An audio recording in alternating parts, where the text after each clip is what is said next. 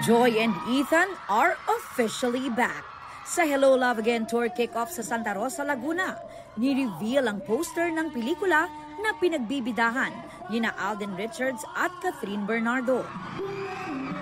Give na give din ang dalawa with their solo performances.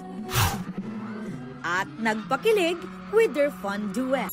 Tuloy-tuloy na kami every week hanggat saan yung kaya puntahan, pupuntahan namin. And may surprises din naman sila na makikita. Sana kung paano yung support na pinapakita nila sa mga mall shows namin, syempre ganun din sana pag dumating na yung playdate namin, which is November 13.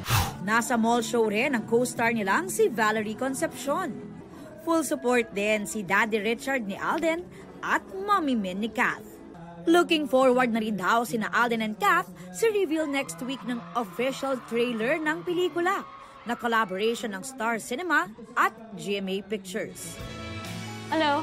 Sa mapanakit na viral teaser, marami ang naintriga sa tila pagbabago ng karakter ni Kath na si Joy. Marie. Joy is gone. Yun yung question na iniiwan ng mga materials namin What really happened? Masasagot yung ibang questions nila. So, konting hintay na lang. Aubrey Carampel, updated sa showbiz happenings.